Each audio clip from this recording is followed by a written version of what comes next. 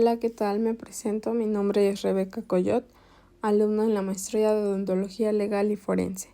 En esta ocasión hablaremos del caso de Christopher Dunch. El protagonista de esta historia no es una víctima, sino un médico victimario. Tan impresionante fue este caso que fue apodado Dr. Death o Doctor Muerte en español. Este caso fue inspiración de diversos documentales, un podcast e incluso una serie de televisión. Este caso es un caso de negligencia médica extrema en neurocirugía. Christopher Dunch, nacido en Montana, Texas en 1971, fue un neurocirujano conocido por varios casos de negligencia médica. Se especializó en cirugía de columna en el estado de Texas, donde ejerció entre 2011 y 2013. Durante este tiempo realizó múltiples procedimientos quirúrgicos que terminaron como consecuencias graves para sus pacientes. Ahora hablemos de su formación. Christopher Dunch ingresó a la Universidad Estatal de Memphis, Tennessee, donde obtuvo su MD, equivalente en México a la licenciatura en medicina. Posteriormente, ingresó a una universidad de prestigio llamada University of Tennessee Health Science Center, donde hizo su residencia médica. En esta misma universidad obtuvo un doctorado en investigación biomédica. Posteriormente ingresó al programa de becas St. Murphy, donde se especializó en cirugía de columna.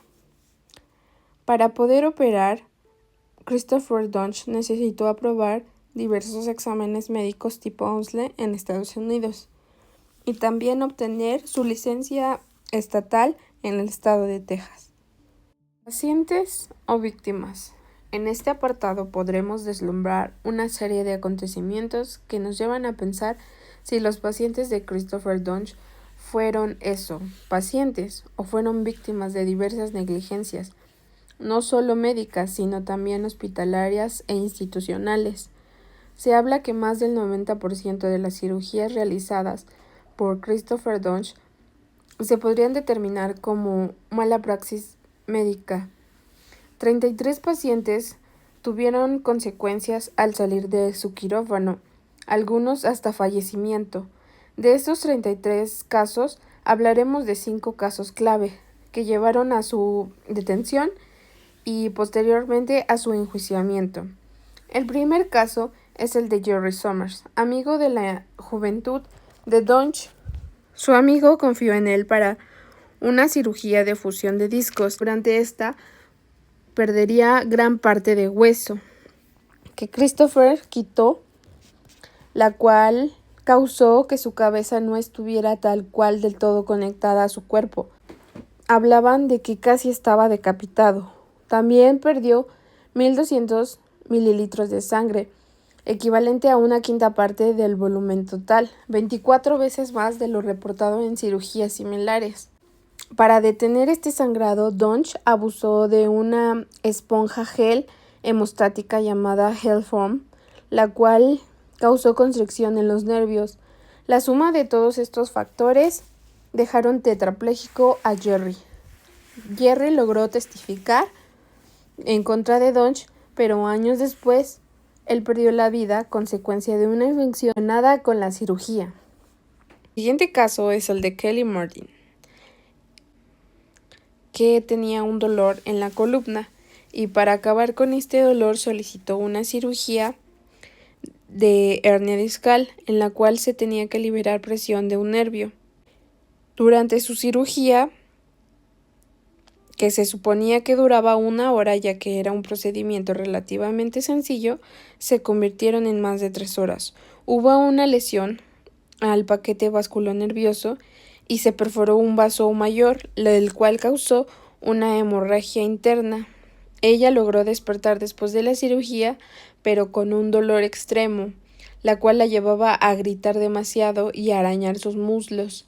Las enfermeras notaron que tenía pequeñas manchas en las piernas. Comunicaron esto a Christopher Dunch, pero él no quiso revisarla. Dejaron pasar las horas y ella tuvo un paro hemorrágico. lo cual no se dieron cuenta hasta su posterior autopsia, donde se logró ver que tenía un abdomen lleno de sangre, es decir, que ella se desangró hasta morir debido a esta lesión en un vaso sanguíneo. Del siguiente caso que hablaremos es el de Froela Brown, igualmente una mujer jubilada que el 24 de julio del 2012 entró a una cirugía cervical para un retiro de disco y una fusión de vértebras. Durante su cirugía hubo complicaciones, hubo una gran pérdida de sangre masiva, incluso se manchaba el suelo. El cubo de las esponjas estaba lleno de sangre, con esponjas sumamente humedecidas de sangre. Duró mucho tiempo la cirugía. Ella logró llegar a recuperación. En esta cirugía también hubo un abuso de anticoagulantes. Ella convulsionó, tuvo desmayos, después un derrame cerebral y entró en coma. Su familia logró trasladarla, pero aún así falleció. En el periodo poscirugía, el doctor Christopher Donch quería hacer una craneotomía en un hospital que no tenía la infraestructura ni los aditamentos suficientes. En los siguientes dos casos veremos el deterioro de Christopher Donch, ya que llegó a un nivel extremo de negligencia. Fueron los casos con más errores que algunos doctores denominaron grotescos. Empecemos con el caso de Mary Efford. Mary Efford entró por una cirugía lumbar, en la cual se cortó una raíz nerviosa. Debido al cuestionamiento de los participantes, Christopher Donch se molestó y dejó a la paciente con la columna expuesta durante 15 minutos, lo cual es una gran negligencia, ya que se espera que las cirugías duren lo menos posible porque significa menos consecuencias de la anestesia para sus pacientes. A Christopher Donch no le importó nada esto, pero también durante su cirugía, Christopher Donch torció un tornillo en un tejido blando y no en un hueso. También puso tornillos en el coxis. Ella perdió mucha sangre, 1/3 de su sangre. Ella tenía un dolor insoportable y tuvieron que llamar a un neurocirujano experto para reparar los daños que Christopher Donch había causado. Al llegar el cirujano notó que Christopher Donch había operado la parte de la columna equivocada.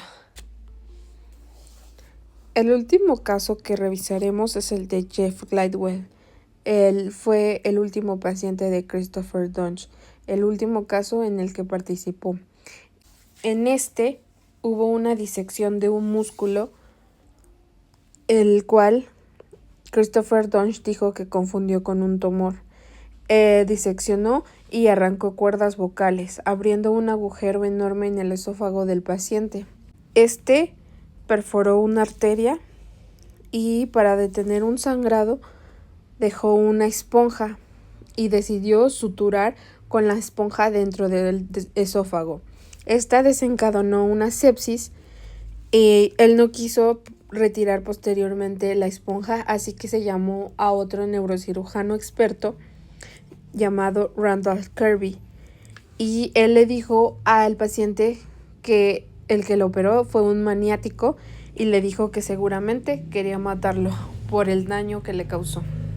¿Cómo la medicina legal transformó las complicaciones médicas en evidencia de un delito?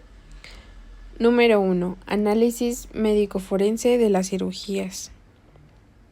Se revisaron expedientes clínicos, estudios imagenológicos, notas quirúrgicas, con lo cual se detectó y se concluyó que las lesiones eran incompatibles con una práctica médica adecuada.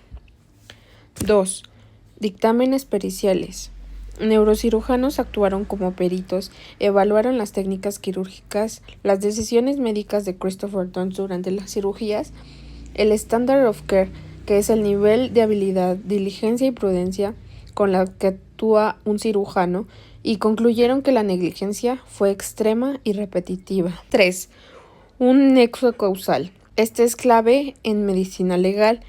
Este demostró que las acciones del médico causaron directamente el daño, como por ejemplo en algunos pacientes la parálisis, las lesiones irreversibles e incluso la muerte. En este caso se determina mala praxis y esto quiere decir que tiene una responsabilidad penal a la que responder. 4. Diferenciación, complicación versus delito. La medicina legal ayudó a establecer que no era un riesgo quirúrgico normal.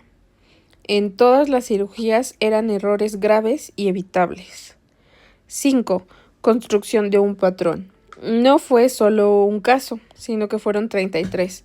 Esto demuestra un patrón de conducta peligroso. 6. Uso de la información en un juicio. Se presentó todo ante el tribunal. Se fue explicado con palabras claras y sencillas que todos podrían entender y como resultado se obtuvo una condena. El delito por el cual fue acusado Christopher Dunge fue lesiones graves a un paciente, en este caso de Mary Edward, que actuó como el caso representativo de todos los demás, ya que era el más fuerte, el que tenía más evidencia. Fue declarado culpable en 2017 y tuvo la sentencia de cadena perpetua sin posibilidad de ejercer la medicina nuevamente.